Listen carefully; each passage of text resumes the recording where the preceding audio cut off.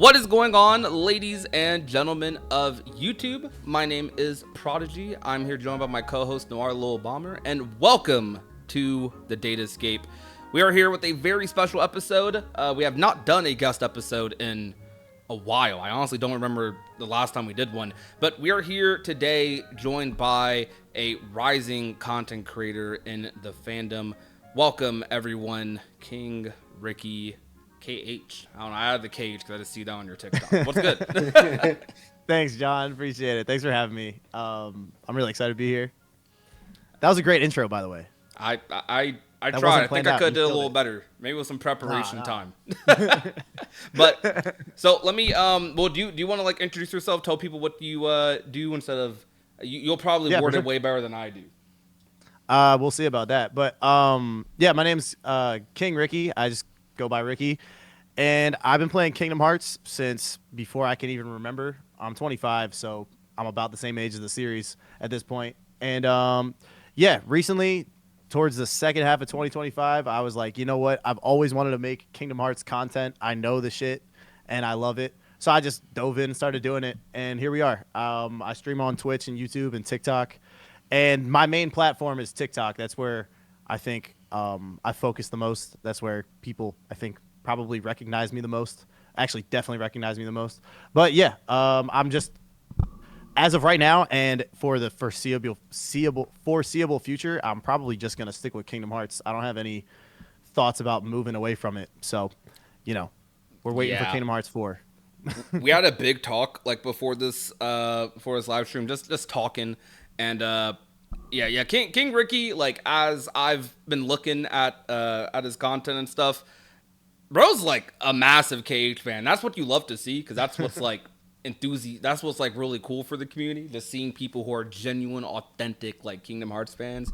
I could tell like you've been to the series for a minute. Like when actually, for starters, how did you get into the series? Does this to start us off? Yeah, so I had a PlayStation 2 like since before I can remember also. And I had an older brother who he's 7 years older than me, and he would always play Kingdom Hearts 1. So when I was learning to walk, I was like around Kingdom Hearts, it felt like. And so I grew up playing that. And then one of my earliest memories is going to Toys R Us with my mom. And I was just going to get a toy or a game. And I saw Kingdom Hearts 2. And I was like, what the fuck is that? Oh my God. So I grabbed that silver thing and I was like, this is the one I want. We're getting this. And ever since then, I've just been absolutely addicted to it. And it's like, yeah, it's nostalgic to me, but it almost isn't because I've never really not had it in my life. Like, it does remind me of childhood for in the same way that it does for a lot of people. But for me personally, there hasn't really ever been 6 months straight where I haven't played the game my whole life. So it's not even, it's just been always there, you know?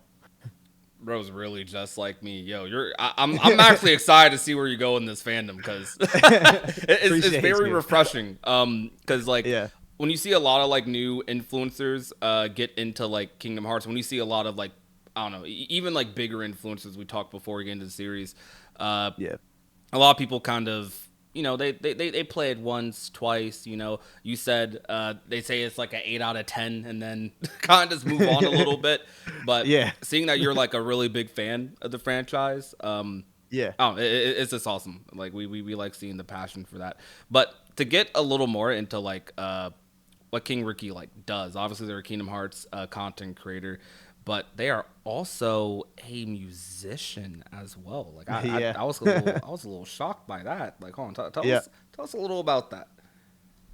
So I've been doing music, and singing is my main thing in music. I play the guitar and piano too. Like I play in a band, and I do 3 shows a week usually. We play some pretty big places on the East Coast, like vacation spots and like massive bars. It's honestly a really good time. So that is like a huge passion of mine since high school. I've been wanting to do that, and that it's like it honestly feels so surreal, the fact that I can combine just like during the week I'm playing Kingdom Hearts, and then on the weekends I go and do music. Those are the 2 things that I love the most. So it's kind of crazy that I get to do those just in general. But the fact that that's how I make a living is absurd. And yeah, I don't know. I have like a lot to I have a lot of experience. Streaming is something I have no experience doing. Now I have a few months under my belt, but I was like, I bet I could probably stream. I don't know. And being on stage and streaming are similar in a lot of ways, but they're also very different in a lot of ways. But definitely my experience just in front of people has helped me not only make the content, but stream to people too. It's like they kind of tie together really well. So it was a bit of a head start. Yeah, I can imagine like being in front of a crowd, being on that stage, and like it probably makes it easier to just kind of be yourself or just try to entertain someone. You have like a lot of experience just entertaining people, so Yep. doing that for live streaming, also doing something you love, playing Kingdom Hearts. I'm assuming your favorite franchise. Yep. Yeah, like it kind of just like clicks. That's actually like so crazy. By the way, guys, I found that out literally when we started this call before we started recording. Like Ricky just dropped that on me Just and was now. like, "Yo, Yeah. I'm actually a full-time musician." I'm like, "What?" He Yeah. actually has a TikTok with like over 60,000 followers for his music, on top of his Kingdom Hearts account that also has like close to 15K followers, on top of the growing YouTube, growing Twitch. Like this, I don't know. This guy is like, I don't know. You're definitely going places. Like, holy crap. Thanks. Yeah, I appreciate that, John. I just get on my computer and do what I want. Yeah, that's I don't know. Like I don't even know what to say about that. It's just like that's I'm happy. Like I'm happy I to see appreciate your it. passion for that. Yeah. I wanted to also get into you're also a Star Wars fan. Oh, yeah. As we discussed. We've talked about that before. Yeah, yeah. You know, I get really excited when Cage fans are also Star Wars fans because it's Yeah. becoming a little more common in the fandom. But I still think it's a little It's kind of rare. almost like how can you like one and not the other? I don't know. That's how. See, I say that. I used to not be a Star Wars fan. I got into Star Wars during Yeah. COVID. Star Wars was my COVID Me too, series. dude. Me too. Oh, so I was Mine raised too. with Star Wars. Yeah. like, I used to be one of those Cage fans back in like early Kingdom Hearts 3 hype cycle, like 2013, 14, saying, Oh, yo, yeah. they cannot add Marvel Star Wars to Kingdom Hearts because the universes are too big. It wouldn't work. Now I'm just kind of like, after watching Star Wars, after seeing a lot of it, and I'm not just one of those Star Wars fans that like watch the movies. I've seen Clone Wars, I've seen Rebels, Yeah. I've read the comics, seen it, like read Heir to the Empire, know about a lot of that lore. Like Hell yeah. I don't know, I've seen a lot of stuff. It is very hard to not see like how much of Kingdom Hearts is in Star Wars, like just as like a narrative. It's I often say to friends, Star Wars is literally political Kingdom Hearts. It really is. Dude, it really is, especially the prequels and stuff, unlike the Yeah. Clone Wars. or you could say like Kingdom Hearts is the true Disney Star Wars, but like good. I don't know what Yeah, your maybe. opinion is on the sequels, but I don't. Not a fan. Yeah, not a fan either. All right, we're on the same. Okay. So Star But Wars I also definitely love the needs to be in prequels, Kingdom so- Hearts 4. Sorry, what'd you say? Star Wars definitely needs to be in Kingdom Hearts 4. Just Oh saying. yeah. Well, I don't even think like obviously from a fan of both of those franchise perspective, like yes, that would be a wet dream. But honestly, it almost feels like it would be stupid for them not to do it. There are people that are so obsessed with Star Wars that have no clue what Kingdom Hearts even is, and they would buy the game because Star Wars is in it, even though they have no clue what it is. Like there is so much. Same thing with Marvel. There are so many reasons for them to include that, and selling copies is probably the biggest one. Even though it would also just be cool. I agree because a lot of like I don't know, Star Wars would easily, I think aside from Frozen, be the biggest property they have put into Kingdom Hearts. Like by a You decent think Frozen margin, is bigger than too. Star Wars? No, I said like, well, I mean Oh, like yeah. since Frozen. I don't know if I said I that get it. wrong, but Yeah, no, like, I get you. like since Frozen. Star that's a Wars, whole other conversation. Star Wars is massive. Like, Yeah. Star Wars fans will flock to anything Star Wars, and like these Star Wars games, like I'm playing through Jedi Survivor for the first time right now. Oh, These yeah? Star Wars That game's games, like fire. they sell copies, man. Like they sell tons Yeah. of copies. So imagine Kingdom Hearts being able to do that. And another layer, a lot of Kingdom Hearts fans aren't thinking about, if we are getting Return of the Jedi in Kingdom Hearts, that would make it like this is a rare opportunity to like have Luke Skywalker Yeah. in like a game, because people who True. like are outside looking in to Star Wars probably think Luke Skywalker's in every piece of media. Bro is actually He's not. not. He is Bro, not. he's not even close to like the most used asset they have. Yeah, he is No, kind no, of rare. no, Like not he's a even rare close. appearance in Yeah. Star Wars media. For sure. But that's just like a big thing. I really do hope it's episode 6, by the way. I do as well. I understand why they're doing it. They're probably doing it for the same reason they skipped like from Pirates. They just went from Pirates 1 to 3 in KH3. Yeah. They wanted the Davy Jones fight. They probably didn't know if they'd get a chance to use Pirates again in the future. Yeah. I'm imagining every world they do now, they're probably, because Nomura talked about potentially retiring, ending the series, he's probably going into every world with the impression of this being the only time he does it. So I hope he does go in with that impression, and then I hope he's wrong, and I hope he keeps making the games. That's Yeah. kind of like his mentality with a lot of things he did for Kingdom Hearts. Like overall, like at the start of Kingdom Hearts' success, like everything he did in Kingdom Hearts 1, he did it because he wasn't sure if there would be another opportunity to. Like, Yep. Like Chernobog, right? Chernobog was only placed in Kingdom Hearts 1 as a boss fight because he wasn't sure if there was going to be another opportunity to make another Kingdom Hearts game where he could throw in Chernobog. I didn't even know that, but that's probably why that fight feels so random. yeah, I mean, like, I know we're so obsessed with the lore and story of Kingdom Hearts because it's really good. Yeah. But a big thing is like just, I don't know. It's supposed to be a fun series. Like, there's a lot of things in there that are just there for fun. Yeah. I wanted to ask sure. your opinion. Just dive into the deep end. So, what's your take on the Kingdom Hearts 4 drought? On the Kingdom Hearts 4 Drought? Oh, wow. Okay. Coming in hot. I'd say that's a loaded one. That's a loaded Dude, question. it's a huge opportunity for us as content creators to bitch on the internet and get engagement. But actually though, I mean, I hate it just as much as everyone else. I don't know.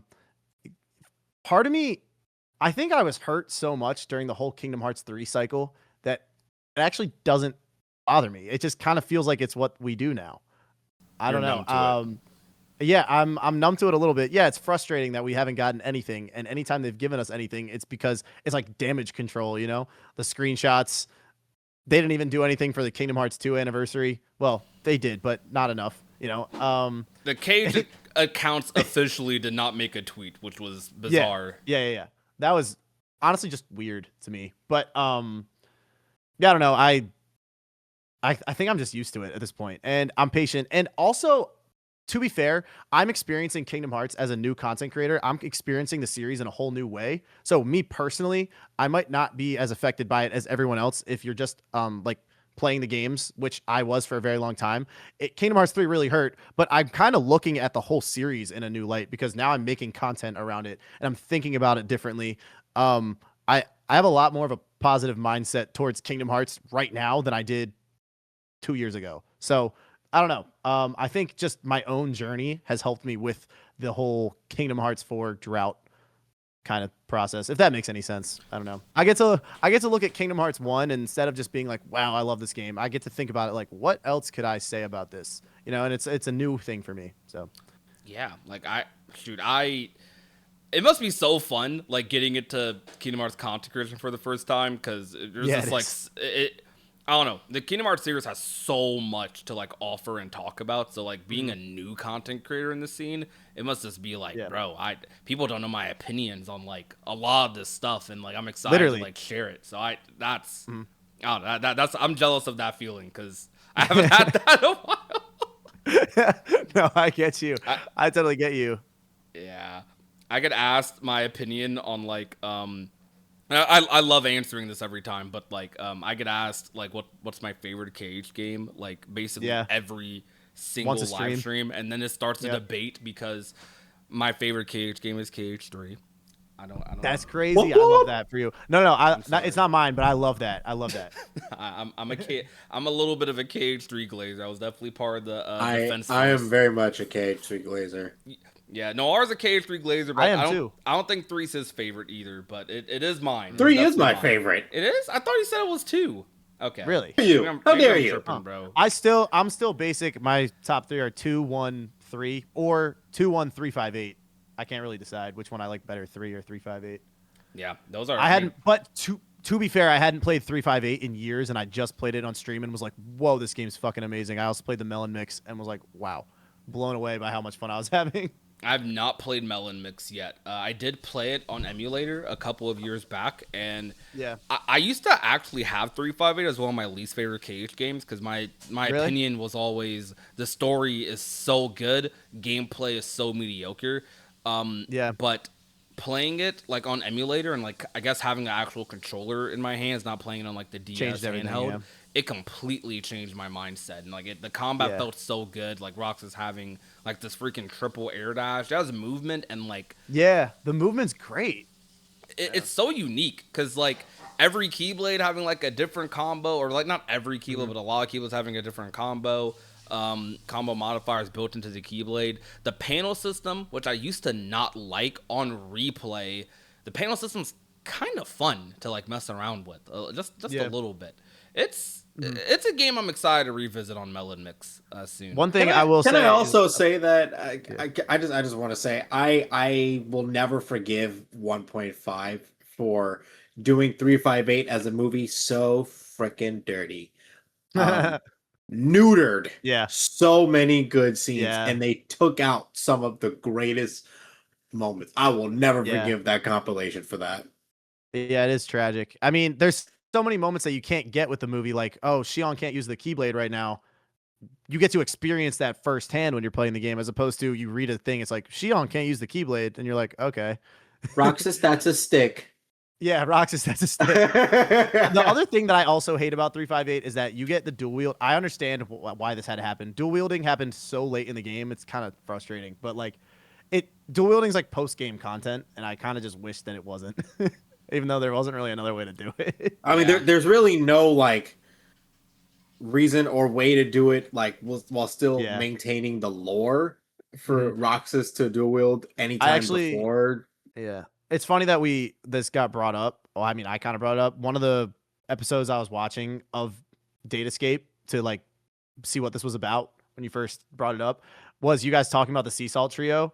And yeah, so I kind of actually already know how you guys feel about it a little bit. Did you enjoy our 20-minute did. Dragon Ball conversation? I did. In the middle of the podcast. We did have a lengthy Dragon Ball conversation. No, for but I know that reason. Shion's your favorite. And it's 70% on top of the clock tower. I was like, you're right, or whatever you call that. But yeah, no, there's definitely some flaws with the game, but experiencing it in a new way with a controller as an adult that really actually knows what's happening in front of me. I was like, wow, this game is just really good. I was crying and I knew what happened. Yeah. Yeah. Hey, you definitely watched the podcast, so you know what I mean with like the scene still hitting. Yeah. Regardless of whether you've seen it or not. Like I know, dude. Like a good Every single moment's time. always going to be good. I know. So I wanted to this isn't like Kingdom Hearts related, but like I'm really interested in like your music stuff. So like Okay. how did you get into like being a full-time being a full-time musician, getting into a band, and like what's that life like genuinely? Yeah, it's an incredible amount of fun. It's a lot of work. It's a lot of attention and like managing your energy. So, I got into it because I've always been interested in music, and like I've always wanted to do music in a way. And when I was in high school, I really started taking it seriously. I went through college, and I as I graduated college, like my senior year, I met the band, and the band was already. It's called My Hero Zero, by the way. I'll just type that in the chat. I met this band. They're called My Hero Zero. This is now my band, and they invited me to do a couple songs on stage just because we were vibing, and they thought that I was like talented or whatever. And then those few songs led them to asking me to join full time. So since then, for about coming on 4 years now, I've been doing every weekend, like 3 gigs. It's a lot of traveling, a lot of driving. Sometimes we got to drive 6 hours to a show and back. It's touring life in like a basic sense, not in like a superstar. Well, it can be exhausting in the same way, but there's like the superstar thing you think of with touring, but there's also like low levels of touring where you're just driving around with the guys and you have all your shit and you play a bunch of songs and people like it. So it is touring. It says a lot that like I searched it up and it just instantly popped up like. Oh yeah, we got like a website. Yeah, stuff. You're like, dude, like, oh my gosh, that's actually crazy. Yo, these guys like Kingdom Hearts. Kingdom Hearts is pretty good, guys. Just Kingdom Hearts is a good series. Actually, funny you say that. My guitar picks, we all have our own custom guitar picks, and mine on one side it says like the band's name, and the other it has the Kingdom Hearts logo. It's pretty sweet. That's awesome. So every time I hand it out to somebody, like as a token of thank you for watching us tonight, they'll be like, "Oh, that's a cute heart." They don't even know they have Kingdom Hearts shit on there. You don't even know. I'm like, you don't even know. Spreading the seed around. I want to imagine that Kingdom Hearts being one of like the top picks for a lot of people for gaming soundtracks, like that probably had a big effect on you growing up. It's like a big impression on you liking Kingdom Hearts and getting 100%. Yeah. What's your favorite opening? My favorite opening, Simple and Clean. Great question. Actually, do you mean like opening scene? So like Simple and Clean, Sanctuary, Face My Fears. Yeah, Simple and Clean. But I think I played Nobody May Cry for the first time a couple months ago. The Dearly Beloved version they have, that's like it's like a Vanitas mod one. They call it like Departed. Okay. That was Dearly some of the most Departed, gorgeous. Dearly Departed. That was some of the most gorgeous production I've ever heard in my life, and it's like a fan-made version of Dearly Beloved. That's not an answer to your question, but I just needed to mention that. But to answer your question, Simple and Clean. I'm excited to play Nobody May Cry. It's crazy because Nobody May Cry has been out for, it's probably gotten updates, right? But it's been around for like, I want to say at least 2 years, two years or so. During the big Nobody May Cry phase, I was like the only YouTuber that did not play it, and I still haven't. You still haven't played it? No, it's crazy. I'd like to ask that you do it right now. I was so locked in. Like this goes back to me being a KH3 Glazer. I was so locked into KH3. I legit just replayed like from like 2019 to like 2022, I want to say. I basically just replayed KH3 most of the time. I did play other KH games in between. Like that's during that session was when I played Days, and I would do like I would do like the typical stream story playthroughs for me, but it was a lot of KH3. It actually got so bad to the point where when KH came out on PC, I started playing KH3 a lot less because when it came out on PC in 2021, 2021 for Epic Games, I started not playing the game normally. Like, I don't know. I guess I started playing mods a lot, and everyone wanted to see mods. Yeah. Mods were doing crazy, and like the KH3 mods are so sick. They are. They're really good. They're really good. But like, I guess it's this weird separation of like, I'm always playing mods, and I found myself in this hole where I was playing mods a lot for KH3 and not the regular game.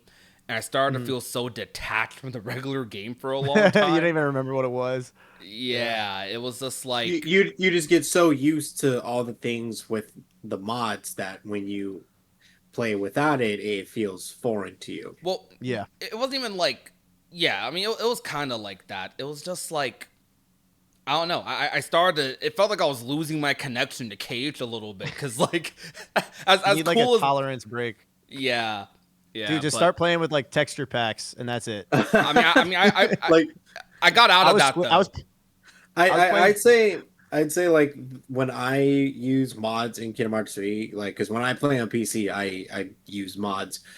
I would say like the main mod I use is just the C mod, Mm. which basically allows me to play as any character and play against any like boss. So I'm Yeah. often like setting up these fights of Roxas fighting Xemnas or Kyrie fighting Mm. Xehanort, things like that. Yeah. I personally love to do Kyrie versus Larxene because I believe that is 100% a run back that should have happened during Yeah, Kingdom that's Hearts cool. 3. Yeah.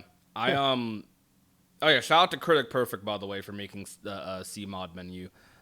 Yeah, I did all of that. I did a whole thing of like fighting every organization member with different characters. It was a lot of fun. Like there was this like period Mm. of like I don't know. It was like bliss. Like dude, I'm playing like Cage in a way I've never played it before. But Yeah. then because like I was playing it on PC, I kind of only started playing it that way, and I just started to feel so detached from the regular game and story. But I got back Mm. into it because when the games came out on Steam, I did a. I, this is the toughest stream thing I've ever done. I streamed for an entire week, nonstop, playing Damn. through all the Cage games on Steam, and it was one of my favorite streaming experiences ever. Oh my gosh, was that like tiring? That was a Sounds lot. hard. That was super fun though. Bro, I've been taking a couple months to play through the whole series, and even I'm like, I need a break. Like Yeah. that was what I was doing today. I actually, it's funny because we are talking about how I feel fresh in terms of content creation. I also have basically zero experience with modding, so I just started doing that. And like, I would love if you guys could teach me more about how to mod because I don't know what I'm doing at all. However, I was modding Kingdom Hearts 2 tonight, and it was honestly just hilarious and fun and new. Like I was playing as Squidward. I'm sure you've seen that before. But like, Nintendo uploaded a video on that recently. what did you say? I think Nintendo uploaded a video on Yeah, Squidward I think that's recently. where I learned about it too. Because on Nexus Mods, it was like September of 25. It's a pretty new thing, but yeah, Squidward was. I was like, I love playing as Squidward. Let's I, do it again. I haven't gone into the I actually haven't gone into the Kingdom Hearts 2 modding scene really at all outside of Rando. You Yeah, should get into I need to do Rando by the 3. way. Rando Yeah, legit. that's next for sure. Rando is one of the most fun things ever. I play a pretty boring version of Rando, at least to the casual audience. Like I told you earlier before we started how I'm super into like competitive games, fighting games and stuff. Yeah, Rando kind of gets that same itch on me. There's a whole really. community for Kingdom Hearts 2 Rando. Actually, they do With like the tournaments. racing. Yeah, they do tournaments racing. Hmm. There's this series. Actually, you should probably do that. I think I don't know whenever Roro does it next time. But there's this event called Fresh Faces for people who are new to Rando, getting to the Rando scene. But they do a lot of Oh stuff hell for yeah. Rando. They do tournaments. Now, It's so customizable. Like you will be blown away by how like insane like Rando is because it's been a mod that's been there's randomizers for many games, but Kingdom Hearts 2 has one of the most polished randomizers just in gaming period because they've been working on it since before the games even came to PC, like back on like the emulators and stuff. Like oh yeah, Yeah. it's been it around was for a back in the minute. emulator days, but Yeah. I Damn. mean, speaking of randos, one randomizer I would actually like, I really want to try more than Cage 3, more than Cage 2, is actually Kingdom Hearts 1. Oh yeah. Yeah. I would really like to do a Kingdom Hearts 1 randomizer because That I sounds like it would think, break the game.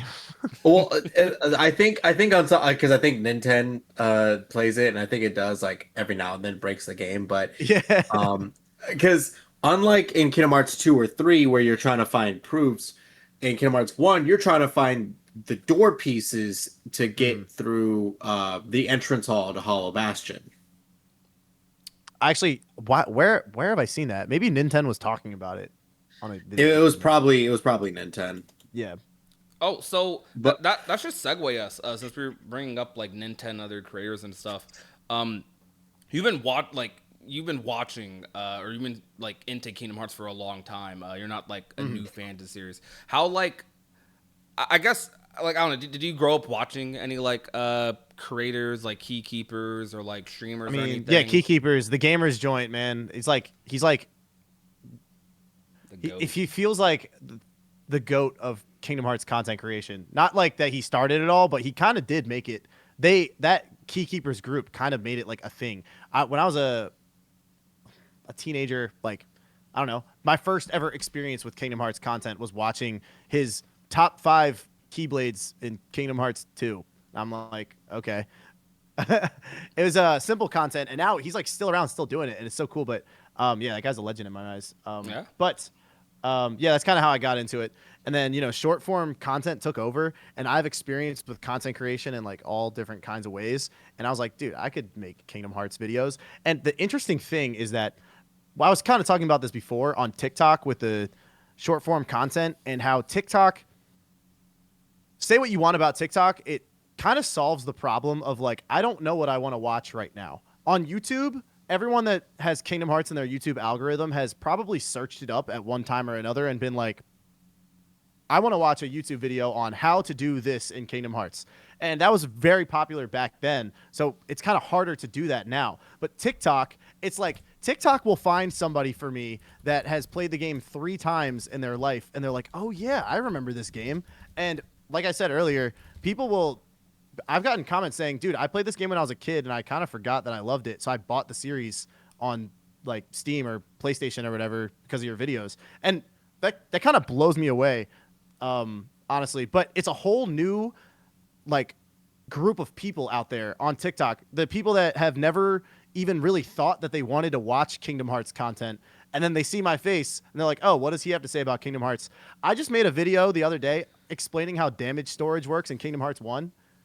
I'm like, bro, I was watching how that works in Kingdom Hearts 1 like 10 years ago. And I'm explaining it now and people are like, I never knew that. I never knew about Dumbo skipping. And it's really cool to see people like casually playing the game, coming across the content, and it seems like it's a whole new cycle of viewers almost because of TikTok. One thing I do want to say about that is that because I did want to say earlier that like my impression of you when I first saw you on TikTok was like you're the guy that tells people like hidden details about Kingdom Hearts games that most people probably don't know, right? That's most of your videos that I see is like your intro, like that's what I hear. And it's funny when I really think about it because like yeah, a lot of this stuff like it's like really obscure stuff that like not a whole lot of people, even like the veterans would know of, but even when you say things like the Dumbo skip or damage stores, like it's unknown to like the newer players and it's known to us as the veterans. And it's funny because we all had like our wave of like sharing that info that was like not many people knew about that like a long time ago. So now it's common knowledge for the veterans, but now you got a whole bunch of people that are getting into the series now that don't know it, but we know it. So now we're starting a new wave of, hey, you should know this. That is also why I'm jealous of newer content creators in the fandom because admittedly I've been very aware of this for the past couple of years. Like I like noticed it when like I have a little brother who is just as into Kingdom Hearts as I am. And like a lot of his friends are also getting into Kingdom Hearts as well. He's like a teenager. And I noticed like this especially became like a thing when they came to PC. When they came to PC, because PC gaming has just gone more popular, a whole different culture of like Kingdom Hearts fans came in. I saw more variety streamers streaming Kingdom Hearts. I saw a lot more like people who normally wouldn't touch the series giving it a try. And through modding for these games, especially things like Rando, things like KH3 modding, people just opening up, getting into the game. And then on top of that, like the series like goes on sale for like dirt cheap all the time. Like it's like once a month or something. Like the series is so accessible, but I see these new fans coming to the series, and I'm jealous of these newer creators because they're able to talk about these things and not get criticism for it. I've made some videos on like some of these topics like years ago, like when I was a teenager too, right? Like before KH3 came out, or maybe right after KH3 came out, and then I noticed there's a new wave of fans coming in. I'm like, maybe I should talk about this again. And sometimes it works out really well. Sometimes it's like I get surprised at what people don't know because I get so locked in because I'm like very I don't know I'm in the fandom, so like I feel like I just know a lot of stuff and I assume everyone knows like this. But Exactly. there's a lot of people that like don't know how like finishing pluses work in Cage 2, for example, or like how I don't know, like things like air canceling and Birth by Sleep or things like that.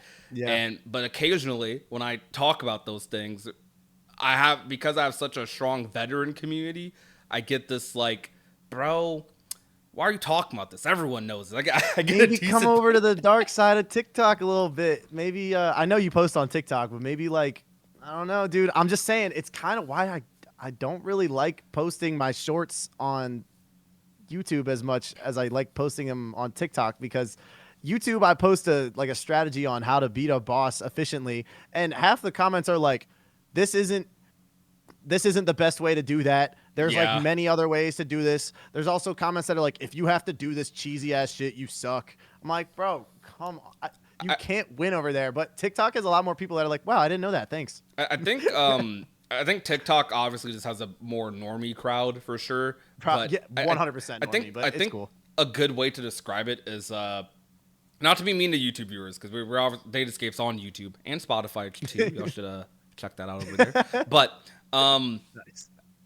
not to be mean to YouTube viewers, we are a little more pretentious on YouTube. On YouTube, on Twitter, like everyone's, especially Twitter, everyone's like super pretentious. TikTok, you can get a little criticism on TikTok, but like YouTube criticism is like, hey man, you didn't do this boss like super perfect or anything. You could have done this, Yeah. this, and this. TikTok hate is like, ah, shut up, nerd.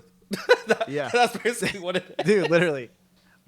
I like people think that I know everything there is to know about the series, and I'm like not even close, dude. I know a lot about Kingdom Hearts 1, 2, a decent bit about I suck at Kingdom Hearts 3. I don't even post Kingdom Hearts 3 because I'm just terrible at it. That's gonna be my next endeavor is just trying to beat I've never beaten the game on level 1, which is shocking for somebody that plays the series as much as I do. I literally tried it and couldn't. So I could help you out because please do. You can we both have done it a few times to say the least. Personally, I love 3 level 1, but it is different from 2 level 1. Like it is as in you. If I had to give you any advice, because a lot of people play Cage 3 level 1 and end up hating it because they try to play it like 2. What do you mean there's no duck flare? Yeah, dude, duck flare in Rando broken, absolutely broken. But Cage 3 level 1 is very like stat building. You want to build your stats. You want to level up your keyblades. You want to rely on form changes a lot more. So like keep that in mind. But have fun. The first time, I mean it was fun. I think I got stuck at what's the bird in Pirates called? Vulture. I don't remember. Yeah, that shit. Oh, that guy. Also, this is hard and not fun, so I kind of stopped there. I think. Oh yeah, I hate that. Honestly, like this is kind of true for almost every Kingdom Hearts game, especially at level 1, but especially for Kingdom Hearts 3, it's like a Souls game. Mm-hmm. Magic. Right, and I don't know if you guys are familiar with Souls games like Elden Ring. The whole idea is the boss can kill you in about a couple hits, like one to like 5 max is all they need to just put you in the dirt. You need to really understand the boss and learn everything about it and just poke it till it dies. Yeah. Cage rewards you a lot for game knowledge for its level 1. Like, for example, I'm sure you know about, like, the power forms, guard forms, blitz forms, like, the differences between those. Like, the guardian forms, they automatically have once more second chance on them, which, as you can imagine, very beneficial. And they all have barrier. Yeah. They all have barrier. Yeah, or, like, some broken guard mechanic, yeah. Honestly, that's kind of it. I don't want to over-explain. I think it's fun. I mean, we can get into it. Yeah, we can get into it more. So Guardian form, they all have once more and second chance. I'm getting into it. Okay, you started this. Okay, you started. This. I started this. I think.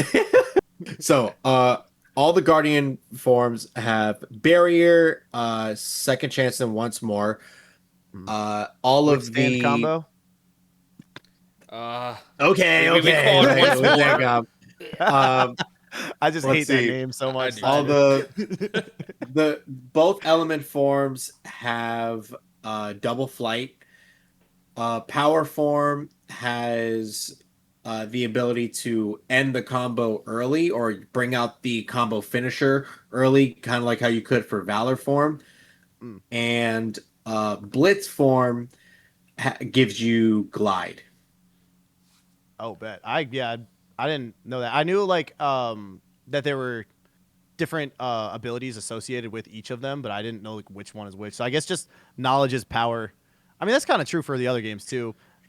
Less Kingdom Hearts 2, but Noir said something wrong there, but I'm not going to get into it because me and Noir are going to All debate right. for 10 minutes. But We I'm can gonna talk about it. I'm gonna We can let talk it about rock. it. I wanted to ask When you. you're teaching me level 1 on KH3, we can talk about it. I definitely will. I'll definitely All right. will help you out because there's a learning Sounds curve good. for sure, especially if you're not used to KH3. It's really fun Yeah. if you like KH3 or if you're like used I to do all like its the game. mechanics. Content creation wise, to go back to that, I was kind of wondering, because we talked about your music career earlier. Does it like I'm looking at like your music stuff, and I mean you're same person. Like you show your face like on both, obviously, right? Do Yeah. people recognize you on your Kingdom Hearts channel from like your music stuff ever? Has that ever happened? That hasn't really happened. I think it's because I kind of have taken a break from music, like to Really? do this. It'd be really hard to do both. Not taking a break. I'm still performing For every Kingdom weekend. Like Hearts? Okay. what? I was about to Yeah, say. like no. I've taken a break from like writing music and like producing it, and producing and releasing music costs a lot of money. It takes a lot of effort, and then the promotion side of it, promoting the music is not as fun as posting Kingdom Hearts content. It's not even close. Like the fun part of making music is the making the music part, and then the promoting, as a lot of artists feel, they're like, ugh. Now I have to post on TikTok or whatever. I never felt that way. I would do it, but there's a huge difference between the music content I was posting. I was a lot more like insecure about it, I think, and I think that's kind of where I went wrong. If I ever do go back to going really hard at that, I'll definitely have a whole new perspective. But this has just been an incredible, like, fulfilling experience posting something I know so much about. I mean, in real life, you said you have your younger brother, but in real life, I don't have a lot of people to talk to about Kingdom Hearts other than my older brother, who is very busy all the time. So it's really cool that I get to go on and talk. And like, I respond to every comment that I can, not because I think I should, but because I just like talking about the game.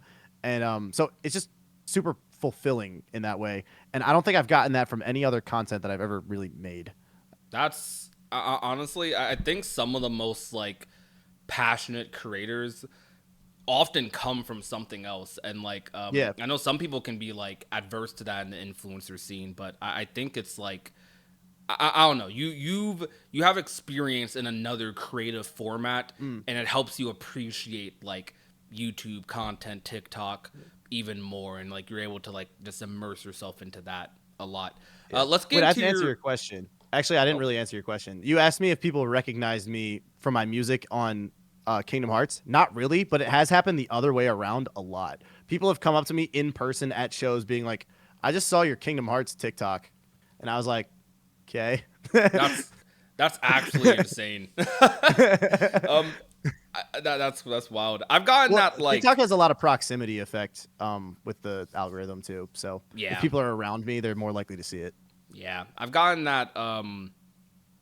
I've gotten recognized. I don't show my face much at all, but when I have been at Kingdom Hearts, or been in Kingdom Hearts circles IRL, I've had a situation where people would like recognize my voice, or like there'd be another YouTuber next to me, like Low Key Matt, for example. When we were at PAX, right?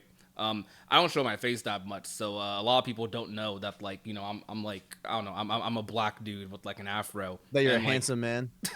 I guess, but like I'm next to Low Key Matt, and like I don't know, like other people, they come up for the interview. They probably don't know who I am, but then like the interview gets started, I'm like, yo, I think I watch you too, and I'm like, yo, let's go.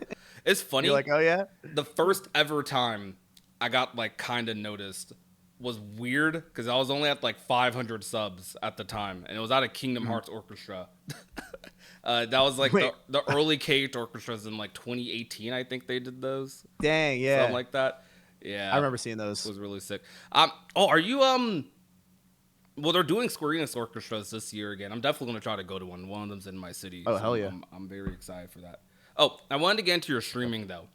So you Okay. got Yeah. into streaming lately. Like you used to mostly just be TikTok, but you've gone into Twitch Hmm. and you've gone into YouTube streaming on top of TikTok streaming, and you have had like I've seen you like in real time. I've seen you go from like kind of like smaller numbers to like you have like this really consistent. You've built this really consistent community on all three platforms in just a span of Yeah. a couple of months.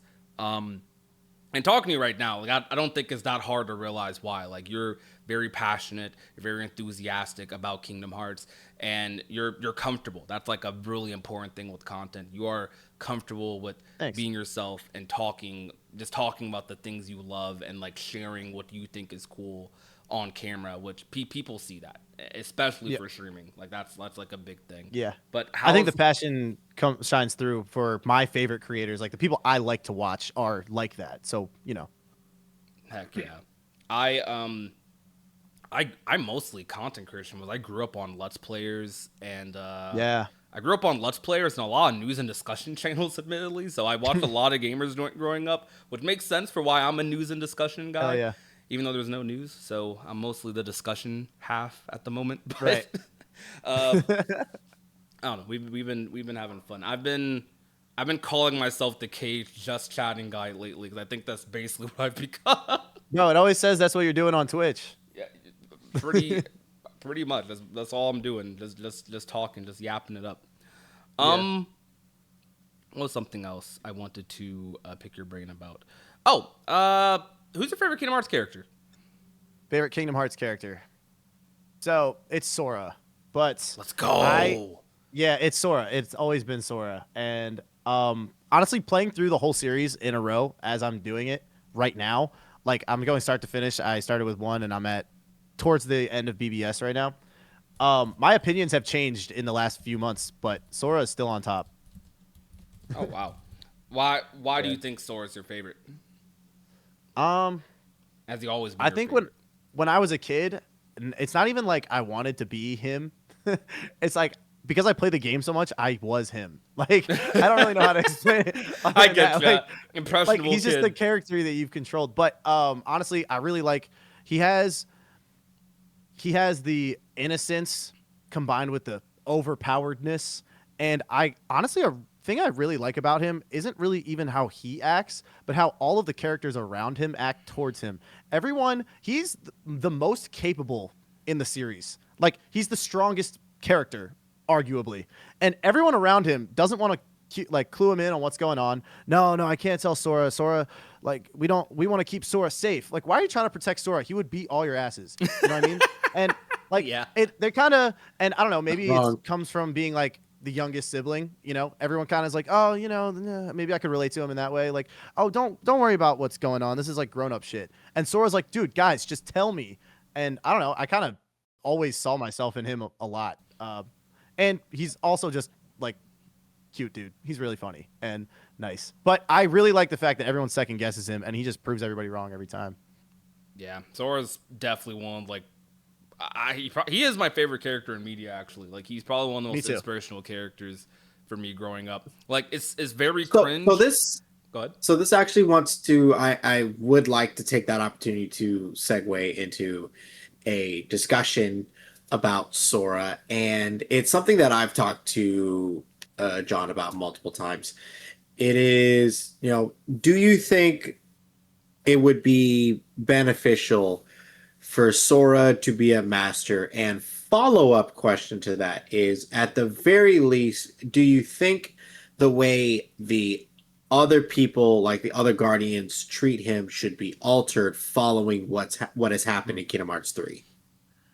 I think that he definitely has earned respect amongst the group. Like it way long overdue. Honestly, I don't know really know the direction they're going with him becoming a master, or I think the thing I like about him is that he really doesn't even care. Like it's not, there's Terra and Anakin and they're like, I want to be a master, and now that I'm not, I'm going to like go bitch about it. But Sora is just like, I'm just going to go do the right thing. Making him a master would, I don't really. I've never even thought about that. That's a great question. I don't know if it would add anything to his character if he became a master, because he doesn't really seem like he cares too much either. I mean, there's like the whole thing in DDD, obviously, but at the end of the day, like he's just a kid looking for his friends. Being a Keyblade master doesn't really have anything to do with what his personal goals are in the whole series. So while it would be cool having him become a master or just be a master, I don't know if it's necessary. That's probably the most reasonable answer I've ever heard towards that. I must admit. Yeah. So like, how big of like a lore freak would you say you are when it comes to Kingdom Hearts? Not big enough. I had the mobile games. I played them a bit. All of my lore knowledge is from YouTube. I didn't really get to experience it just because I wasn't doing it. Regrettingly, wasn't playing the mobile games as they were coming out like big time. However, my community, I have some lore freaks in my community, and I've just learned so much just based off them talking in my chat. I bet. So I like being kind of the student of the lore, and I'll openly admit that I don't know like most of it. I know a good amount of it. I know more than probably most of the people that played KH3 and hated it. So, I mean, you know, it's really important. And by the time Kingdom Hearts 4 comes out, I'm going to be a freak about it. And I'm also going to do probably, I don't know how this would be perceived. I don't know if this is even like okay. I'd probably have to ask permission, but I want to do a Twitch stream where I watch those YouTube videos. But obviously, like, I don't want to just like steal somebody's content, you know what I mean? But like react to it and learn it along with my chat. So maybe we can all learn it together. I just have to like see how to like ethically do that, you know, because I don't want to just watch YouTube videos on stream. Yeah, I'm sure you could. I'm sure you could just DM Damo, whether it be on Twitter. Yeah, honestly, Discord, whatever. yeah, he might just respond and be like, "Dude, do it." Yeah, Yeah. Because I mean, Damo's the guy, you know. Yeah, has helped a lot of people like get into the lore for the mobile games. Me and Noir were people that did experience it live, and it was genuinely one of the best Kingdom Hearts experiences I've ever had, story wise. Right? Obviously, it was amazing. It was absolutely amazing. 10 out of 10. Yep. We know the gameplay and the art style was not normal Kingdom Hearts. We get it, right? But story of the mobile games absolutely peak, which is why a lot of people were so hurt by Missing Link's cancellation.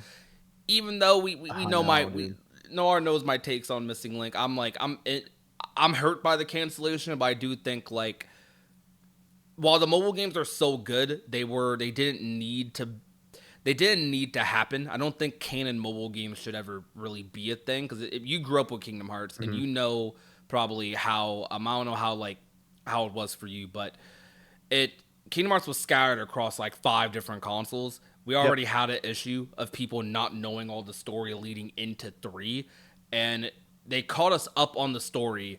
Then, like, doing through the remixes, like, they brought everyone up to speed for the most part. Then they dropped the mobile games that are basically spoon feeding you, and it kind of separated the fandom. Like, it gapped knowledge in the fandom again. And I couldn't agree more. I just think there shouldn't be a gap in knowledge. So it's like, it sucks. I really wish Missing Link came out, but at the same time, I just want everyone to be on the same page for at least one Kingdom Hearts game, because that hasn't happened in a long time. The cancellation of Missing Link has a way bigger negative impact on the community than just not getting a game before 4, and also like missing out on key story details that might have been very important for what we're getting next. Yeah. It like bridged a gap. It had people that have only ever played Kingdom Hearts 1 and 2 looking at it and being like, "Whoa, that actually looks like pretty fun to play." Like then since they spread it out over millions of devices. I didn't even play Birth by Sleep. I've never played it on the PSP before. I only ever played it on the remix version. So like I'm even a part of this group of people that didn't really get to experience the games in the way that they were meant to be experienced. And then now you have what you do when you, this is the developer's fault. This is whoever decided to put it on all these different consoles. It's their fault. They divided the community unknowingly, because now you have people that know every single little detail that's ever happened in Kingdom Hearts, and they think that they're better than people that don't play any of the games.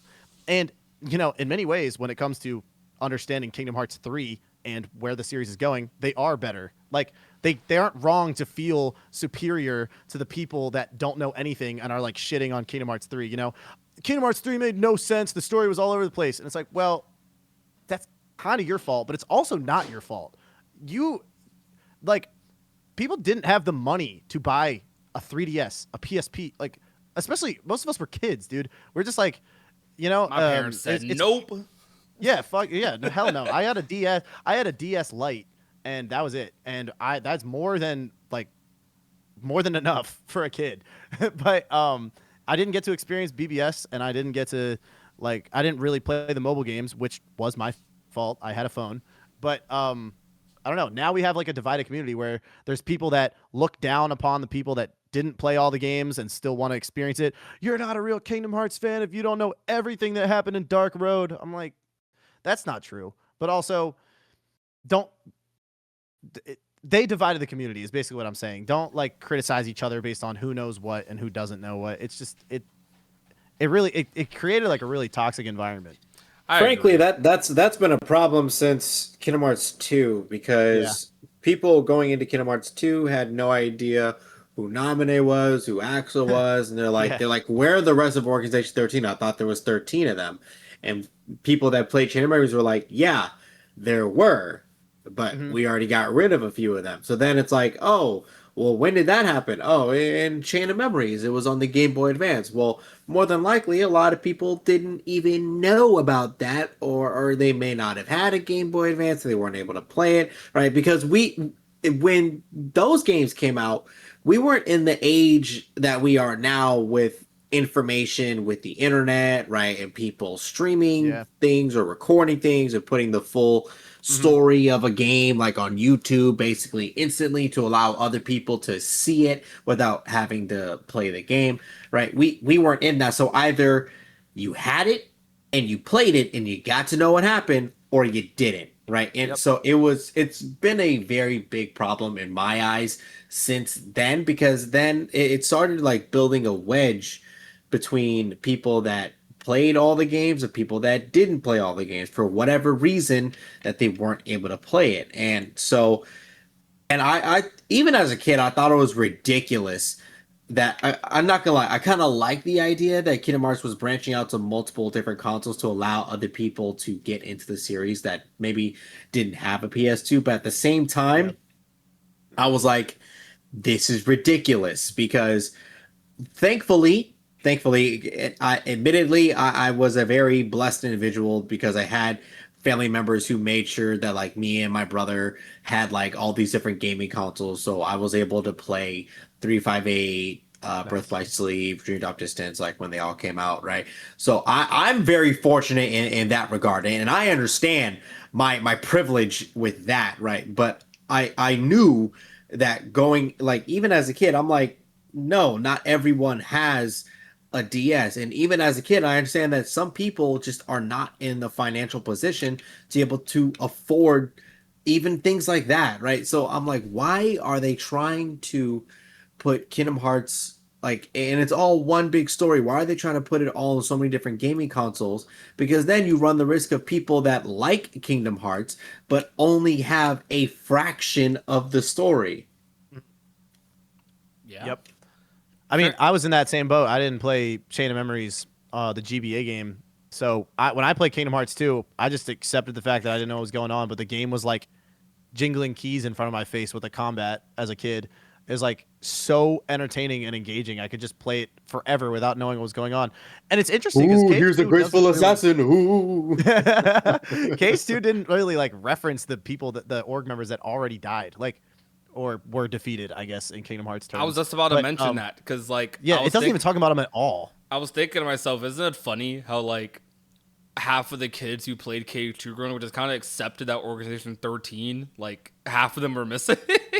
Yeah, dude, it's so funny because for a long time people were like, "I love Marluxia," and I was like, "Who the fuck is that?" And then I played the game and was like, "Oh, okay, that makes a lot of sense. Marluxia is a great character." Transitioning off of that, because we talking about story gaps, and you said something earlier, King Ricky, that made me think about this. How do you feel about like Disney stuff in Kingdom Hearts, because you talked earlier about how like not you enjoy the series despite like the story information and stuff. So like, are you more of a like Disney sided KH fan or Final Fantasy side one, or maybe a little bit of both? The interesting thing is, I haven't really played Final Fantasy at all, actually. I'm just like purely Kingdom Hearts. And the funny thing about that is that I actually hadn't seen any of the movies. Like when I was a kid playing these games over and over, I was like, I know what happens in the movie because I played Kingdom Hearts 1. And that was me kind of, for I never a lot really, of it, yeah. yeah, I really didn't like, I wasn't necessarily attracted to Disney movies as a kid. I don't know why. I watched like Nickelodeon and Cartoon Network and shit. But, Yeah. I really like the Disney. I don't see it as filler, honestly. I think that Disney fits so perfectly with what they're going for, and that's a part of the reason why I love Sora so much. He is a Disney character. Like he feels like one. He's like positive, good vibes. He thinks everything's going to work out, and it does. And when he doesn't think something's going to work out, that's how you know something's going down. It's like I don't think the Disney is filler. You could replace it with a lot of other things, but I don't know if there's a better choice out there than Disney. And I've always loved the Disney aspect of it, even though the Kingdom Hearts aspect of it is the thing that keeps people coming back, I think. Yeah. But I like it. What about you? I'm definitely a bit of a Disney side KH fan. I did not play. I did not finish a Final Fantasy game until when did Remake come out? Until like a couple months before Remake came out, maybe a year before. I think it was 2019 or 2020. It was around Kingdom Hearts 3. Yeah, like I knew about Final Fantasy, and I had to look up a lot of Final Fantasy stuff and kind of be in that fandom a bit, despite not playing the game. Yeah. Just for like lore stuff and videos and theories.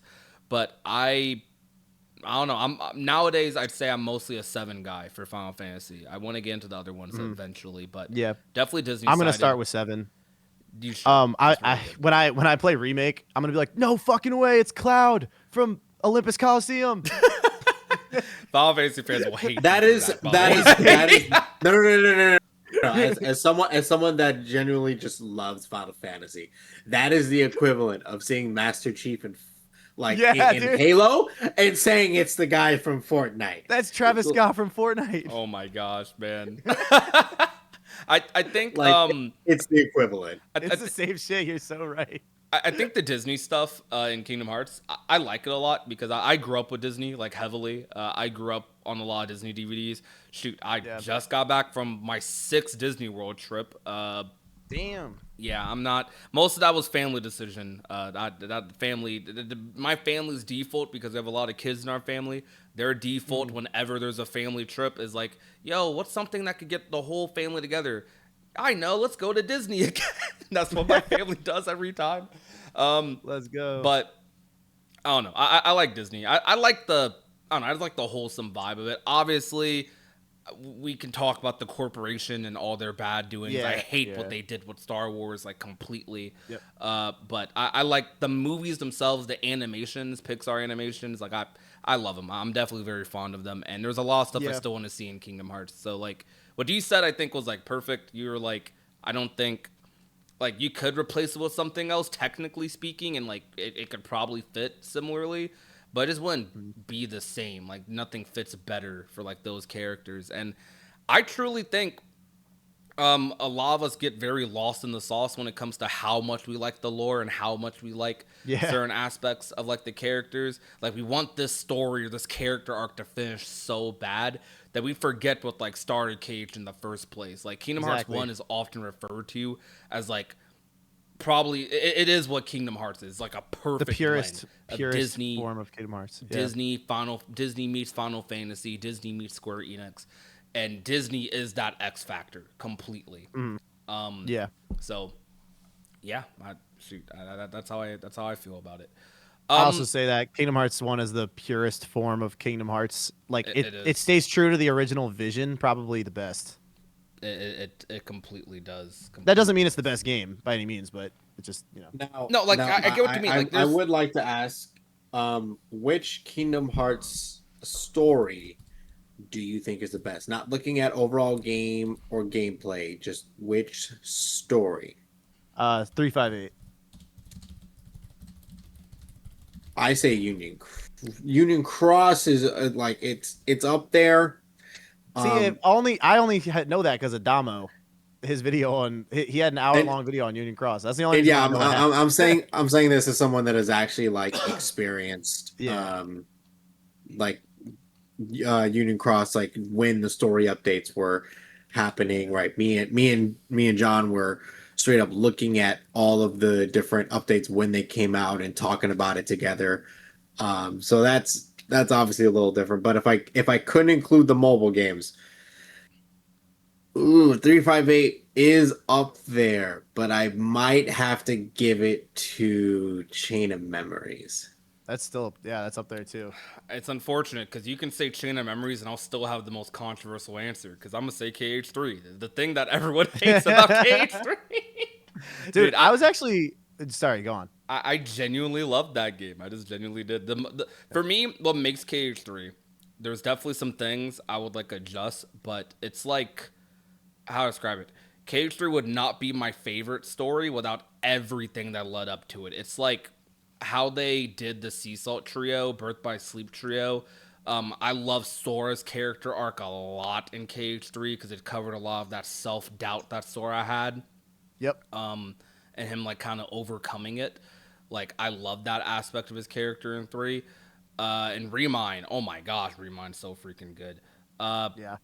I don't know. Three, the memories I have from experiencing 3 from the first time are like so just. I remember like it was yesterday. Like it was so good. Yep. What are you about to say? That I was actually kind of arguing with somebody in my chat today about it. Really? I was streaming, and somebody was shitting on KH3, and what he said was everything that happened. Well, we've all heard this talking point before.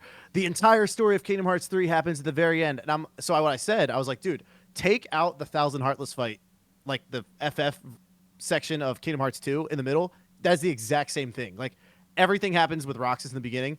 If you take out that middle section, it's the same shit. Like all they did was add like a little bit of 30 minutes to an hour of content in the middle, and for some reason They you added add a that good criticism. middle point, but There's a that's great. It's the that's best middle point. tradition for Kingdom Hearts to basically have all of the very important stuff all be jam packed at the end. Like that's That is yes, literally that's like every the game. I don't know trend. why people say that about just KH3. That literally happens in every single game. I think Unfortunately, I have noticed that a lot of people that make these complaints about Kingdom Hearts 3, not to say that every complaint of Kingdom Hearts 3 is invalid or that any negative Yeah, opinions on it is invalid. Obviously, I'm not saying that. But what I am saying is that I have seen a lot of people make complaints about Kingdom Hearts 3 that are very much shallow, baseless, and clearly uh, illogical if you look at the entire rest of the series. Like, so the biggest one is probably the complaint of, oh, all the story stuff happens at the end. I'm like, well, that's kind of tradition. And then they said, oh, well, Kingdom Hearts 3's ending is just some boss rush. I'm like, yeah, that's also kind of tradition. the world that never was. I don't Like know. the world that never was is Yeah, just a boss rush. yeah, I love it. It's like what you. I knew that was gonna happen in KH3, and I was so excited for it, and it was awesome. yeah, And then Remind made it like even greater, obviously. yeah. Right. And then people complain about um Remind as a concept, and they're like, Yeah, oh well, why should we pay more to have like this all these nice additional features in Kingdom Hearts 3 that makes it even better? I'm like, well, Kingdom Hearts 2 was worse yeah. because you had Final Mix, so you had to buy a whole other Whole new copy of the game. game, right? Yeah, People forget that, right? yeah, Because now we're in this age of like when you buy Kingdom Hearts 2 on your modern console, you get Final Mix. That there's no extra caveat. But hmm the No. original way it worked was you bought Kingdom Hearts 2, and then a year later, Final Mix came out. Guess what? You had to go to the store and buy a whole another copy of Kingdom Hearts 2. yeah. And not only that, you had to run through the entire game again just to see all the additional features. Or not Dude, I because it didn't. was exclusive to Japan. But yeah. True. I didn't have a PlayStation 3. Like I didn't play any of the HD final mixes until I got a PS4, like, and they dropped it on there. So that is where this really all started for me. My whole life I was playing the OG versions of 1 and 2. It was like 2014, I was still playing the OG version of 1 and 2, dude. Yeah, I know what you're saying. Like firsthand, I was dying. I was like, dude, I want to play on level 1 critical so bad. I want to fight Larxene, but I don't get to. And it sucked a lot. So they can't tell me shit about that. Yeah, man. There's so many like debates with KH2 and 3. I love all the games though. I always say, more than I love any particular Kingdom Hearts game, I love the series as a whole. The series as a whole is like my thing that I love. Yeah, me too. I want to like transition before we like end off. I want to kind of go back to your TikTok, and I want to kind of dive deeper into like the differences between like TikTok KH fans and like I don't know, I guess everyone else. I mean, there's a lot of different types of KH fans because there's been a generational gap that's kind of widening right now with the Kingdom Hearts fandom. We talked about a little bit earlier. Like, there's a lot of new, younger fans getting into the series from like the sales that are happening constantly, and during this drop, I mean, there's been nothing happening. So there's been a lot of people trickling in.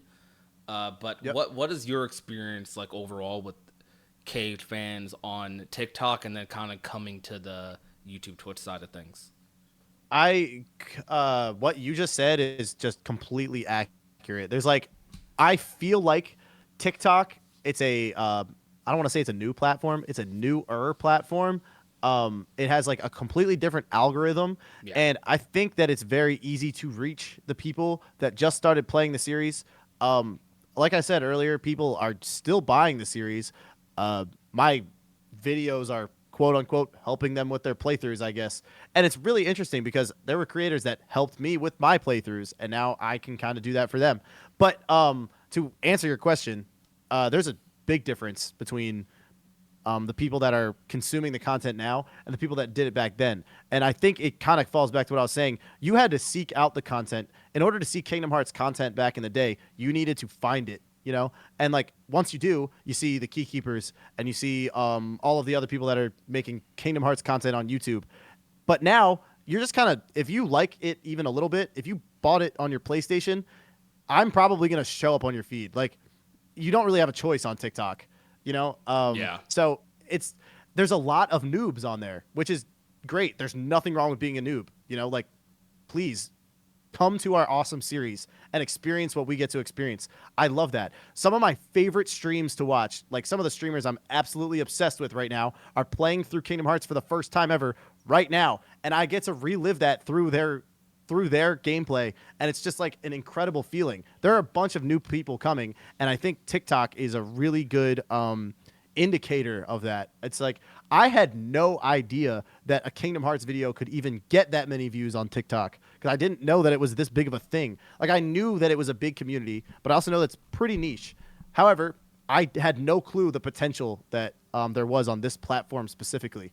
And I don't know, you said like earlier you were saying like I'm the first TikToker, and it kind of seems that way because there's just not a lot of other people making the kind of content that I am right now. Not as dedicated, and I'm kind of, for sure. Yeah, I appreciate you saying that, but I'm kind of waiting for more people to do it. Honestly, it would be cool.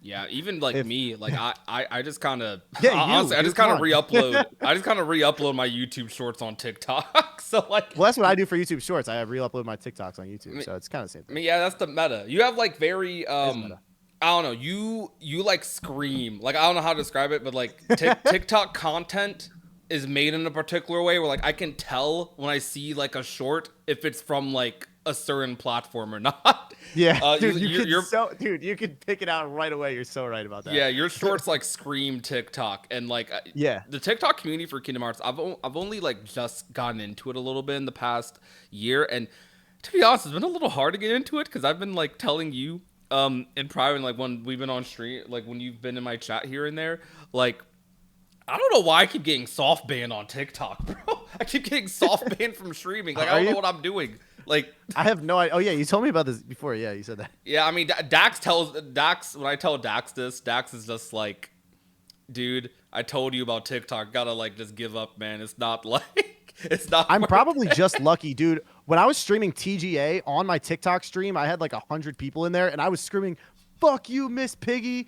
Fuck you!" I was being absolutely absurd. If that is the only time, imagine like roommates like walking past and just hearing Oh, that my like roommates know. muffled, They don't like care. I That's would funny. just like stare at the wall like the fuck did Miss Piggy do to you? Like, Fuck you, Miss Big. I was just like, I was emotional, but also I was just having fun too. People like we were all like, fuck you, TGA and all that shit. But it's at the end of the day, it's a game and it's like not that deep. But Yeah. it is kind of it was like a fun moment. But I was noticed that was the only time I had ever gotten any sort of slap on the wrist by TikTok. They were like, we've age restricted this live to 18 plus, and that was it. And then I was done, and the next one wasn't. So that's the only. I don't know what you guys are talking about with this like getting banned shit. I've never been banned. My I don't know. theory, I'm sorry. my theory is that there's like he's kind of like a YouTube guru, but like a good one. Well, kind of a streamer guru. I'd say he's a streamer guru. Nutty, he makes like a lot of the applications and like programs for multi-streaming and like to combine your chats across platforms and stuff like that. Dude, I need to Um, hear more about that. But he yeah, go on. he said in one of his videos, I remember, which I was using to set up my TikTok. He said if you for some reason on TikTok mentioning YouTube and Twitch is a no-no, and I do that a lot. So like I'm thinking maybe Yeah, that's the reason. people call it purple. They say purple. And oh, are you streaming on? I'm streaming on purple and red right now too. Yeah, but I slip up a lot because that gets annoying. I That don't. gets so annoying. Yo, I'm gonna be real with you. I also don't like. I have heard all of that. Like on all of the TikTok work that I've done for myself and for others, I've heard all of these things, and it just seems to never have applied to me. T- I'm not telling you that it's wrong, but I didn't see a difference between saying I'm on Twitch and I'm on Purple. Like I don't know. I've never it's one of noticed those it. weird like if they catch it then you're in trouble things with Probably, yeah. TikTok because like the same way that like folks that talk about say if they try to mention a gun in a TikTok they'll say a pew pew, right? Yeah.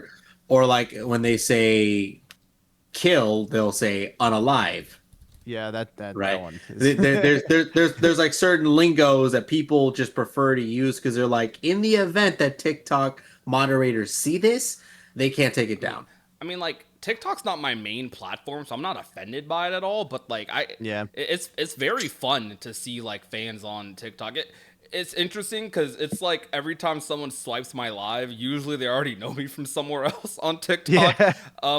They either know me from YouTube or they know me from freaking Twitter. I get Twitter guy the most on TikTok, as we talked about. I don't know if it was earlier in the podcast or before the stream, but I I have mixed feelings about that for sure. You don't like But being Twitter guy? I don't know. Cause Twitter's associated with very bad things, and like I It don't is. support those things. My mentality, literally, when like Elon bought Twitter and like monetized it, and like I don't know, he made it easy to engagement for him on the platform. My The blue mentality was check like, rage okay, bait. Oh my god. no, I don't rage bait. I actually don't rage I bait. know you don't. I But know. my mentality back then was legit like, okay, if this platform's going to shut down, I might as well just like milk it until it, like I might as well milk it for my channel. Like literally it's an extension to my channel, but I have also been using Twitter for a while. So I tweet a lot of wrestling stuff on Twitter too. I'm a big wrestling guy. Um it's I don't know, but back to TikTok. TikTok's a very fun platform for Kingdom Hearts, because just like aside from like even just people like King Ricky, it's just a lot of fun content. Like people are very loose on TikTok compared to the perception of Kingdom Hearts on YouTube and Twitter.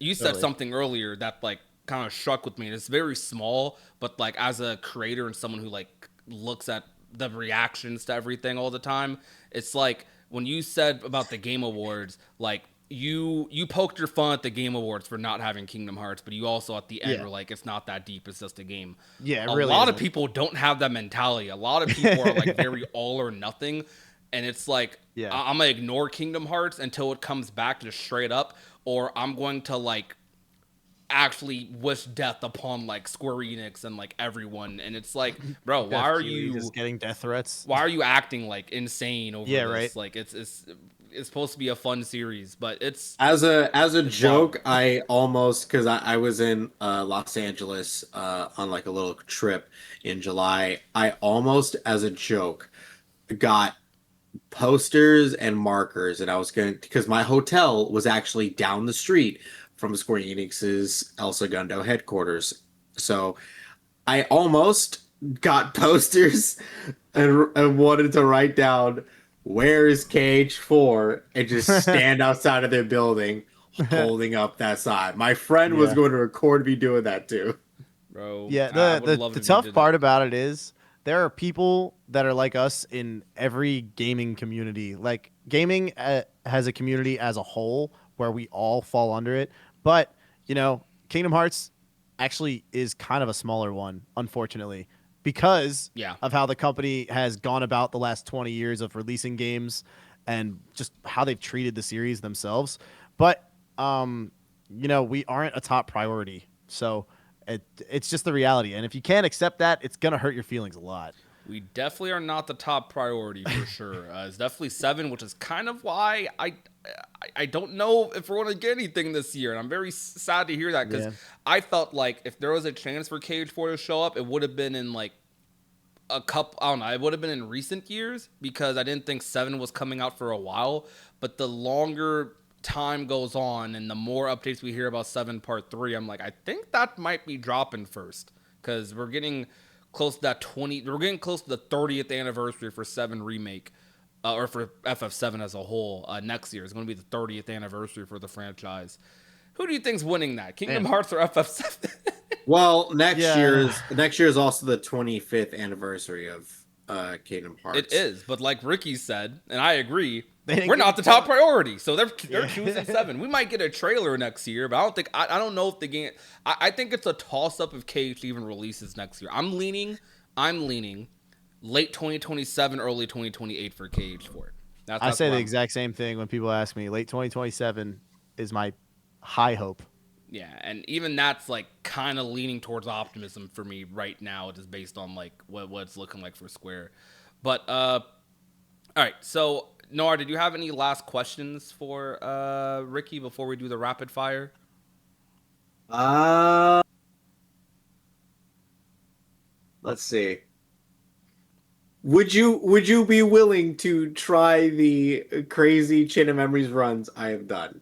Yeah, if you show me the strats, I'll be down. Okay. I don't want to go in there blind because then I'll just get pissed off. I, actually, I have one last question. All right. So regarding your like kind of transition from like doing short form content to like streaming, I guess. I always like to get it inside the creators' minds. I guess like this question kind of answers itself because you said you're already doing full time music and like you're very passionate about that as well, obviously. But like, what? How do I word this? Like, do you have plans to try? Like, how far do you plan on going with like Kingdom Hearts? Like, and do you plan on like just mostly sticking with just that? I honestly, I mean, I'm pretty content with where I'm at already, but like in terms of like where this could go, honestly, it kind of feels like I'm held hostage by Kingdom Hearts 4, and I think we all are in a way. Like I in just like the most blunt way possible, we're kind of just the series could just take off again once Kingdom Hearts 4 releases. Yeah. And big creators will play it, which I don't want to use this phrase, but it could trickle down to smaller content creators that are in the niche, like in the community specifically and known in the community. We could get way more members to the community once they release a new game, especially if it's an absolute banger, But I long-term plans, I kind of like what I'm doing right now. I mean, posting the TikToks, TikTok, I don't want to get too much into this, but like the TikTok creator fund is actually not bad at all if you know how to like handle it. I heard it got pays a better than lot YouTube. better, like over It did. over the years. It pays pretty well, and not to talk about money, but money matters when you're trying to make it a long-term plan. 100%. And like, it seems like it's doing pretty well for me now. And but the next step would be long-form content, and I'm pretty much ready to go there. I just kind of like. I don't script anything. Every time I make a TikTok, it's a TikTok. I just kind of hit start recording on OBS and I start talking and I move the controller to show what I'm doing and that's it. Like it's so easy. Yeah. And, That's interesting. I was just about to ask if you were going to do videos, yeah. but you're talking like I you think have the intention to. You want to. I mean, I think you're I fine wanted to starting do, with stream highlights. Like, do you want to yeah, it could focus work. more so on streaming though? Like, if you had to pick between streaming and videos, would you focus more on streaming? I don't know. I'm still kind of trying to figure that out. Like again, I'm still new to this. It's only Yeah. been a few months of doing both, and I haven't really even tried the long form content. Like it's actually kind of funny. My YouTube, I think, is about to be monetized based off the watch time from the live streams, but I have no videos posted. Like I. Yeah, The I only noticed that. the only two videos I have posted on my long form videos that I have are pulled from the streams. So like I did, I don't really know what I'm gonna post long form. My first idea was doing a missing link rant, kind of like what we were talking about earlier, how it canceling missing link was worse for the community than I think people realize. But Yeah. you know, if I have a longer idea, is this a 2 minute, 3 minute TikTok, or is this a 10 minute talking video on YouTube? I don't know.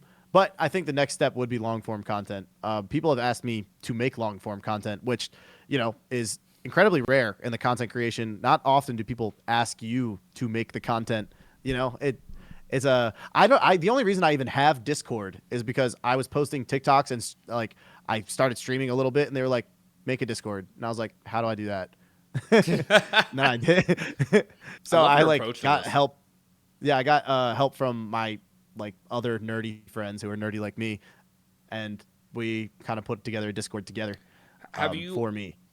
Have you like gotten? I've definitely seen. There's a lot of content creators who definitely like know about you for sure, from what I've talked about. And I wanted to ask, like, have you? I don't know. Have you like made any like crazy content creator friends like so far in these past 3 months? Like, have you noticed any people? Yeah, I've actually made some pretty good friends. I've got, well, do you know Zoim? Zoim's a speedrunner. They play Kingdom Hearts 2. They're in my community a lot, and I'm always in their streams. I might recognize Scrax, the name. yeah, you do. Figure, yeah, Scrax, of course.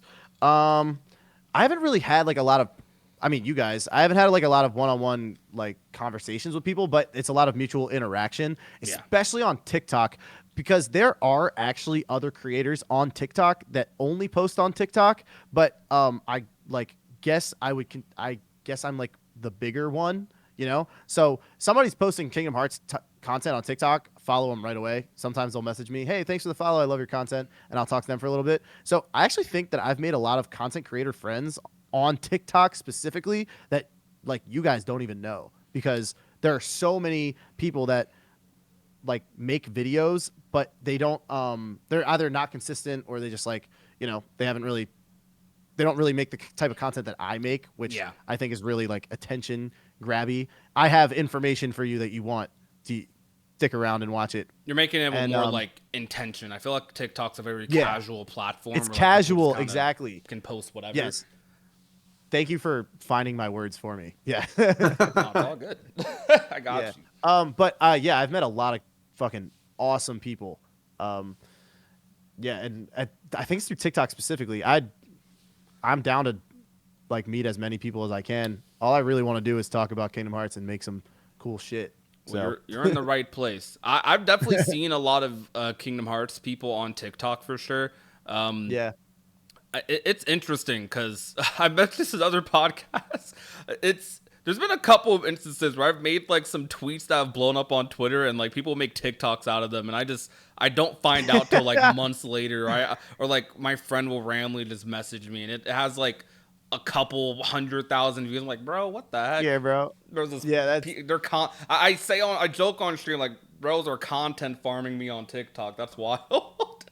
I love it though. You content farmed me, bitch. I did content farm you. You're right. I did content farm you on Twitter. Dude, you're the Twitter guy. You're the Twitter guy. You need to be You should post more of my videos on. I honestly, I've thought about that. I've thought about doing that for other creators, but I don't know. Yeah. I gotta go out my way to clip people's stuff, man, every time. TikTok and Instagram is very easy because I can there's a tab to just download TikToks and Instagram. Right. But for like streamers in the Cage community, I gotta go so out of my way to like grab the footage if I want to do that. I may though. That's something that'd be fun because I want to support my friends. I seriously think you should explore TikTok more. I know you've expressed interest in doing that, and I think you'd be really good at it. I definitely should. I need to short form content. I think is just I guess if any upcoming creators want to hear my insight on that, I think personally videos for Kingdom Hearts I actually think are pretty saturated. Like there's a lot of Kingdom Hearts videos. Like this is probably the most oversaturated part of Kingdom Hearts content videos. But even then, it's still a small community and there's still a lot of room to grow because it's a smaller community. But shorts are very untapped, and I've only been tapped into by really a few people. Low Key Matt is one of them. King Ricky's one of them. Dax used to be one of them before his TikTok got banned. Or before he got like just randomly deleted on TikTok, but he's even getting back into it. But I can't believe that. Short form content, I think, is very untapped in the KH fan. Matter of fact, this month, this month on like my channel, literally, it's only been 2 weeks into January right now. I've gotten like almost 800,000 views just from shorts on YouTube, which is freaking insane. Yeah, it's absolutely insane how untapped shorts are. If you're a content creator, you should be doing shorts. And I know it sounds like a weird thing, but shorts are like absolutely something you should be doing. I also think streaming's relatively untapped because I think the biggest streamers in the KH community are mostly speedrunners. I think KH streaming's relatively untapped as well. But KH fandom, the reason they're untapped is because KH fandom's a very passion-driven fan base. They are definitely picky about who they support. So you can't just it's like slop. If you are a variety streamer and you're posting a Kingdom Hearts clip here and there, the community's never really gonna gravitate towards you.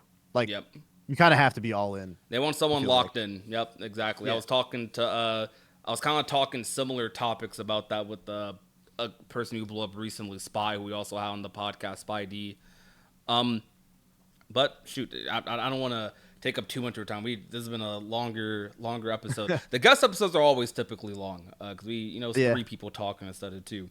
But I wanted to with the rapid fire questions, which honestly, you answered some of them already through the course of the podcast. So we kind of already tackled some of them. I'm gonna ask them anyways. I'm gonna just ask them anyways. You can ask them again if you want. Segment. Yeah, I'm just gonna ask them anyways. That's for continuity's sake. All right, so I'm gonna hit you with I don't even have the list up. I remember it though.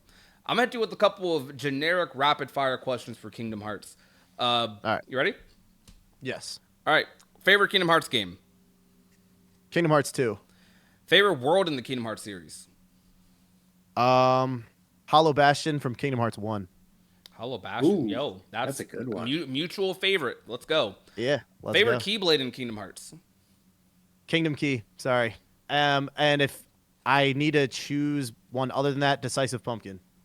It's gonna be all Kingdom Hearts 1 and 2 shit, probably. It's okay. I appreciate the honesty. Favorite character? Sora, Roxas is up there, and then King Mickey is also up there too. Okay, Roxas, King Mickey. King Mickey. You know that makes sense because you told us. No, we didn't even talk about this in the podcast. You told us that man is overhated. King Mickey. Everyone hates it on him way too much. I think King Mickey's stock like kind of went down. His aura went down a bit, like post KH2. The propaganda of him leaving Aqua in the realm, dude. Nah. Aqua got him canceled, bro. Yeah, bro, she did. She lied, bro. Aqua was like, he left me in the realm of darkness for 10 years. Bro didn't know for like that entire time. Yeah, but facts. I feel like there was one more question in there, but I'm gonna just go to the last one. Is your if you had to pick one thing you wanted out of Kingdom Hearts 4, what would it be, or just your most wanted thing in KH4? I don't want to just say like worlds because like we all have worlds that we want. Yeah. I really want it to actually be a fresh start in the way that they are like kind of making it seem like it will be. I hope that it ties in heavily to the lore, and I hope that the work that people put in to learn all that ends up fucking mattering as much as they think it will. But I really hope. I do like Kingdom Hearts 3's combat, but I actually do hope they go towards like a Kingdom Hearts 2 kind of combat system. I agree. I'm sorry. Okay, I'm glad you agree. I want to mix the both. That's not a hot take for me. I want to be OP. I don't know. Yeah, I want explosion back, but I want the real explosion back. Explosion, yes. Not freaking. I don't know, not that chopped explosion we have in KH3. I Like, love Cage Yeah. 3, but the explosion tied to second form is hot Yeah. garbage. I don't like I mean I not to like beat a dead horse, but the floatiness of KH3, it's not bad. It's just the reason I suck at it. So like yeah, I get it. it's really hard to get used to. And I actually think, a lot of the casual players hopped on the game. Like casual, I mean like not massive fans. They hopped on and were like, what is this combat? It feels bad. I don't like it. And they didn't really give it a second chance. But if they get us right away with great combat, I think it could make the whole like the combat at its core could make the game the best in the series based off that alone. So I don't know. I really hope that the combat is solid, and that's what I'm hoping for. That's interesting. Also, Star Wars. Yeah, I knew that was the one for Worlds for sure. Yeah. I think for combat for Kingdom Hearts, I made a short about this recently, and I do want a lot of stuff from 3 to stay, because my issue with Square Enix with a lot of their games, and I'm sure you can agree with this when you look back at like a lot of the games, they have this issue of overcorrecting problems, and that's kind of my fear for KH4 a bit. Like, yeah. For example, in KH2, back in the 2000s, and bro, I made a short about this recently as well. Everyone in the comments swears I'm lying. They're like, bro, what are you talking about? Everyone loves reaction commands. Dog, in the 2000s. No, they didn't. In the 2000s, No, they did not. People slandered reaction commands. Because they did. I made a Press point. triangle to win. Yep, that's where I came from. Exactly. Like, I was saying this perspective about how Kingdom Hearts 2, it stood the test of time, but it wasn't as unique as like it is now back then, because every game had quick time events around when KH2 came out. Like a lot of games people were quick. People were quick after Kingdom Hearts 2 to criticize what it did differently from Kingdom Hearts 1 and where it went wrong compared to Kingdom Hearts 1. But the thing is, though, that's not a like haha rug pull to say like reaction commands are actually bad the whole time. Reaction commands are freaking great. They're awesome. I think what makes them so good is that they make every single interaction in the game unique and special. And that's like a big compliment about them. I think what they could do to tackle, like to please everybody, is they could use the reaction commands, but actually stay true to it being a reaction command. Like there's really only one RC in Kingdom Hearts 2, and it's Xemnas, where the timing actually matters. Like you can just spam triangle for 99% of the RCs throughout the entire game and get it done. But there's like Mushroom 13 number 1 you have to time. There's like Xemnas' RC, where don't like punish the player for timing it poorly, but have different outcomes based on when they hit it more often, and that might make it seem like less of a press triangle to win. Like I don't know, maybe if you hit it right away, Sora like clashes Keyblades, but if you time it perfectly, like almost frame perfectly, you just completely mess up the boss. I don't know. That could make it a little bit more engaging for the people that really didn't like that, because there are going to be people that shit on the game right when it comes out, no matter how good it is. I agree, because KH is just in that. KH is unfortunately in that divisive, like people are going to be hyper. It's one of those series people are going to be hypercritical of. That's just how it is now. Yep. But I think for what I was saying earlier, Kingdom Hearts 2, they overcorrected the criticism from reaction commands and respond to that by just removing them completely. Which I think, as we see now, how glazed KH2 is, deservedly, it's one of the best games ever made. It stood the test of time, so they should have stuck with their guns with KH2. Yeah, and like probably kept that mechanic, or at least kept like most of what it was. And by comparison, I think KH3 did a lot of things right that a lot of people do like about the combat. Personally, I like form changes. I know some people want dry forms back. I think if we get a mix of both form changes with dry forms, I'm cool with that. Like maybe have like Disney Keyblades be like more form change-esque, and have like original Keyblades be more like dual wieldy dry forms. You get like this cool thing. I don't know. They can figure out some mix system for that. But I think things like air step, really freaking cool. The balance they made the flow motion, I think was fun. If they wanted to maybe add more growth abilities from KH2, that'd be cool. I think 4 should just be a combination of the good stuff from 2, or of the good stuff from 3, and then focus on 2 for base game combat. I think KH3's biggest weakness combat-wise is base Sora kind of sucks without forms. Like, even I'll admit that. Like, I love I think a big reason I like KH3 combat so much is purely because I like form changes probably more than most people do. I like the goofy whimsy of the form changes, but base Sora feels like duty. Like bro does not. Bro has like no combo modifiers. He has like no growth abilities. Base Sora just doesn't evolve from beginning to end game, and that just kind of sucks. So you're stuck with all these AOE options. But that's the yap. Did you have anything else you wanted to say, King Ricky? I hope they bring back second visits too. Uh, yeah. I mean, I was not a fan of them. You guys don't like but second that's visits? me. I love the second visits. I do like them. I'm mixed on them for the story. I'd say that, but I do like them. I want them. Like if we get a Moana world, which is a world I want, like I would love to have a second visit, bro, to any world. So I'm open to it. I'm open to it. Cool. Anyways, I think that about does it. Sheesh, hour 40 minutes, yo. All right, Nice. I definitely enjoyed having you on, King. This has definitely been I enjoyed being here. Very fun talk. Definitely, it felt very natural, like us talking about Cage back and forth, and I liked your energy a lot, and I cannot wait to see how you grow in the Kingdom Hearts scene. Because thank you. I don't know, you're definitely a personality that stands out in the fandom. I wish you all the success. Awesome. I appreciate that a lot. I thank you so much for having me on here. I had a great time talking to you guys too. Oh, no problem. Make sure you guys subscribe to King Ricky in the comment section down. I said comment section in the description down below.